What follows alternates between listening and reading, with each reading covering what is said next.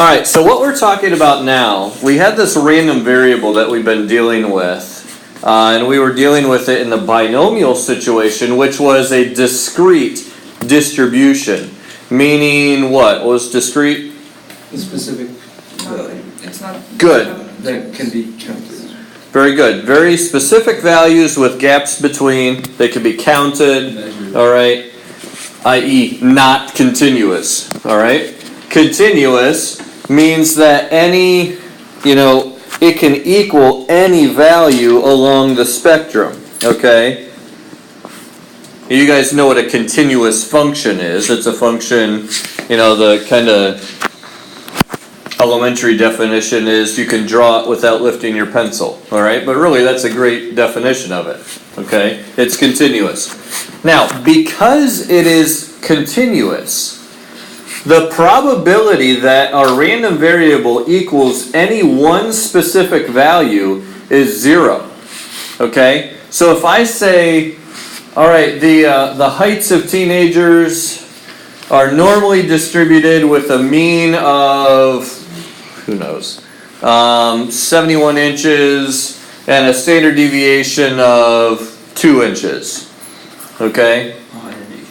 If I asked you, what's the probability that someone is 72 inches, you would say 0. Okay? And the reason is because we have a continuous distribution, we are limited by the precision of our measuring instruments, and we can never be certain that it is exactly 72 inches. It might be 72.00001. Okay? And I know it kind of seems a little nitpicky, but it actually is kind of nice that it works that way. So what we're going to be doing here is we're going to be finding ranges of values. So let's say that this is something, now that doesn't look like a normal distribution. Maybe if I do, whoop, not that. That could be somewhat normal. Alright. I might find the probability that I am between this value and this value. And when I'm finding that probability, I would actually be finding area underneath that normal curve. Okay? Now, I'm getting a little bit ahead of myself, but let me just, I just wanted to get an idea of what we're doing here first, and then we'll talk about the particulars. Alright? Now, just like we had a probability density function for the binomial distribution, we have a probability density function for the normal distribution. You'll notice here, our notation is that x will be distributed normally. Remember that little tilde means distributed, and the n stands for normal, with a given mean and variance, okay? And then you have this big function right up here, okay? F of x is 1 over the standard deviation times the square root of 2 pi times e to the negative 1/2 times x minus the mean over standard deviation squared power. Alright? You do not have to have this memorized, but I want you to know what you're dealing with. These aren't just values that we're pulling out of the air here. Okay? It is actually related to this function. This function will actually give us a Gaussian curve, or what we refer to often as the bell curve. Okay? That's where that comes from. It is an actual graph of a function. Okay. Now, let's talk about the addition a little more specifically. Okay? And let's talk about drawing it using our standard deviations. Okay? So, we're going to draw a normal curve for x. Someone read this statement here. How would we read that?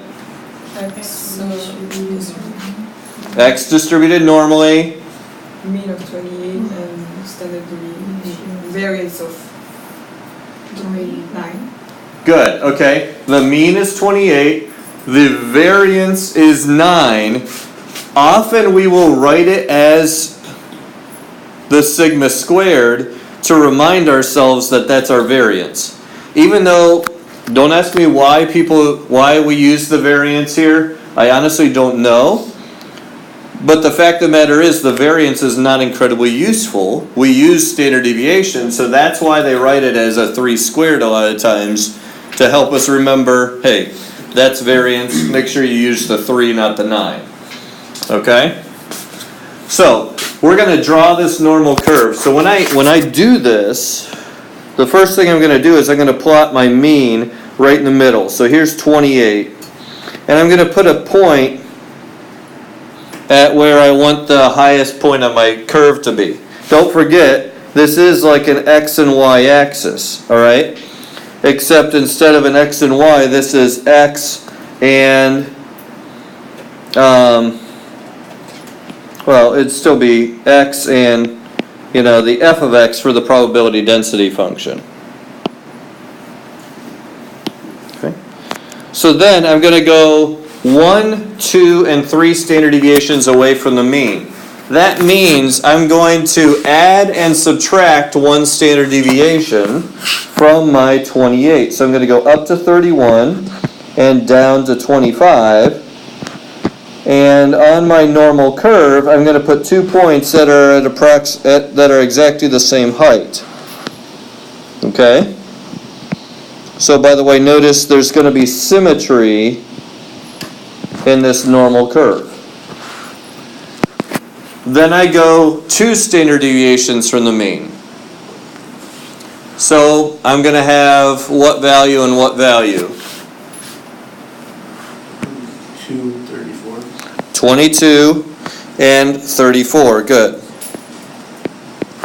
And I'm going to put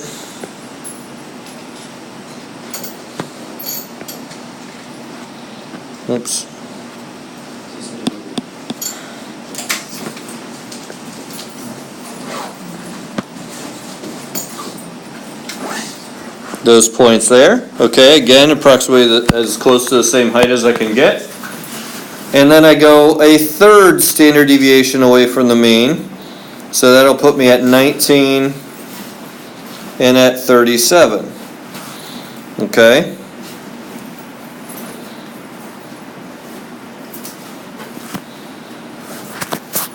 So, now we can draw our bell curve, our normal curve. Notice there's an asymptote at 0. Okay.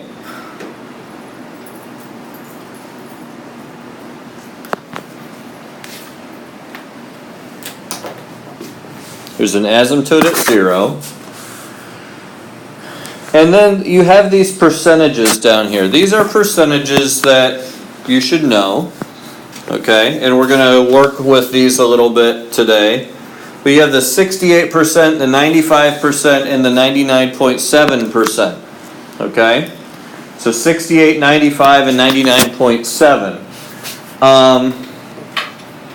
Now, before we take that and work with those specifically, let's talk about some other percentages. All right? First of all,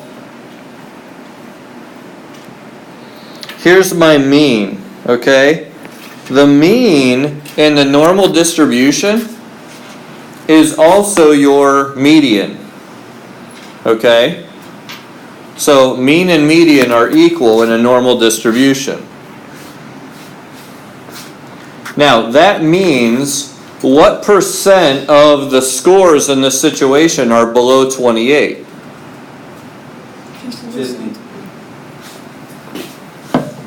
50%. Okay? 50%. So if I go to the left, I've got 50%. If I go to the right, there's my other 50%. Alright, don't forget that. I know that's kind of easy if you think about it, but it's also easy to overlook. Alright, so now let's think about some other percentages. Alright, first of all, within one standard deviation. So here we have from 25 up to 31. Well, here, mu plus or minus sigma contains 68% of our data. Okay? So that means on either side I have 34% over here, and I have 34% over here, for a total of 68% of the data within that range. Remember what I said, the probability of any specific value is 0, so we find the probability of ranges of values. Okay? So again, the probability that our continuous random variable is between 25 and 31 is approximately 68%. Okay? By the way, what's the difference if I put, notice I used less than or equal to signs. What would the difference be if I just used less than signs? You will not include 25 and 31 in the table. Okay, we wouldn't include 25 and 31, so what difference would that make in our percentage? You will be small. 0. Why? Because the probability of getting on 25 or 31 exactly is 0. Exactly, okay?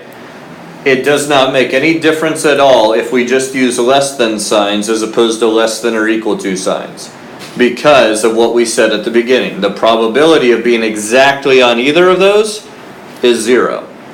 Okay? So then why do we choose to less than equal to? Because that's just what I happened to write this time. I'll write it both ways. You'll see it both ways in your book. That's just, you're going to see it both ways. That's just why I wanted to emphasize that. Don't ever get confused with this, with the less than or equal to. With binomial, it did make a difference. But with normal and with standard normal, as we'll see later, it won't make any difference. Okay? All right, so then mu plus or minus 2 sigma, that's 95%. Let's change colors here. We have 95%. Okay? So that's between 22 and 34, okay? So I'm going to kind of extend these here. All right, so this percent right here is 95% of all of our scores. So I could say the probability that we are between 22 and 34 is approximately 0.95. Okay. And then finally we also have, oh wait, I forgot to mention what these little parts here between 22 and 25 and between 31 and 34 are. Okay, how would I figure out what these are?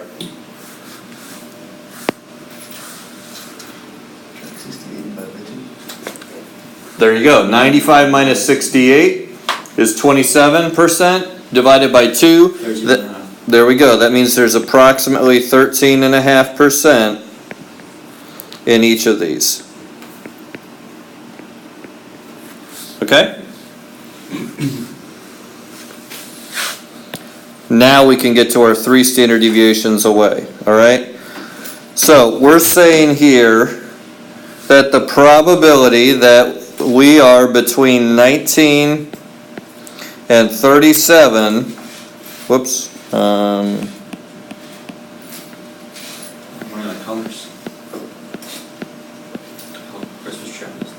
would be approximately 0.997. Okay? So that's what this is. 99.7%. Okay? So for those two, would it just, 997. Yeah, 0.997. So how much would this little bit be? 0.0 .235, yeah. 0.0235, okay?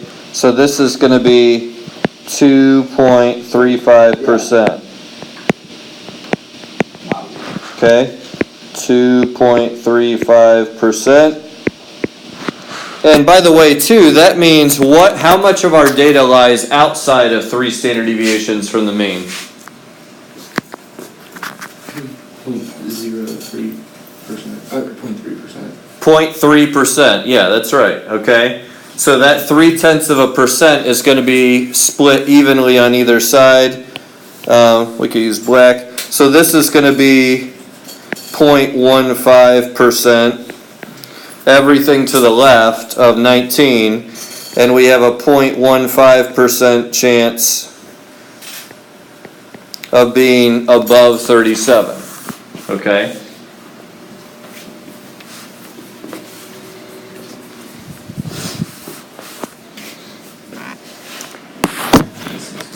Now, you might say, well, those are a lot of percentages to memorize. I know, but if you just remember the 68, 95, and 99.7, it's not hard to figure out all the individual ones, okay? And then as you work with it, you'll kind of get the hang of it, too.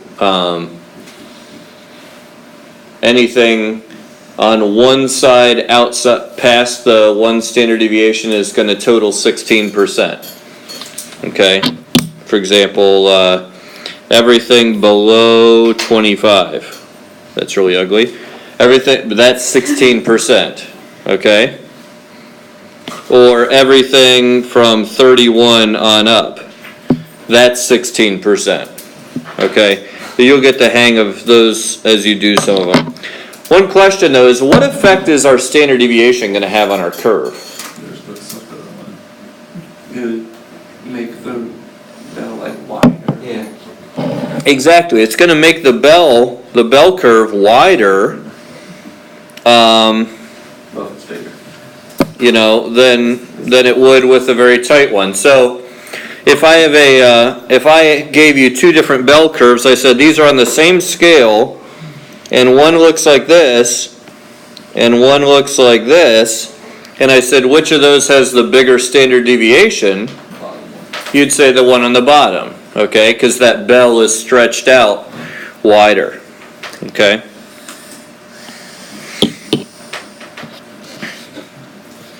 All right, so that's really it as far as the content. Now it's just a matter of practice, okay? So I'm going to let you guys get started on practicing some of these. Draw yourself a bell curve, label the 3 standard deviations above and below, okay? And use those to figure out the questions. Also, notice that some of these problems aren't just asking for a probability, they're asking you to use the probability. For example, on number 5 here, you'll notice we're going to find the probability that there is less than 42 millimeters of rainfall. However, that's the probability that every August there's less than 42 millimeters. The question they're asking you to answer is, okay, so if that's our probability, then over a 20-year period, how many times would that happen? So what would you do? Multiply your probability by 20, okay? So not all of these are just asking for the percentage. Some of them are asking for you to use that percentage at the end. I feel like we've had number 4 before. Actually, number 4 and 5 I included here. They're not part of your required IP because actually I gave you those ones last year when we talked about this. Which is why I recognize the problem. Yeah, good memory.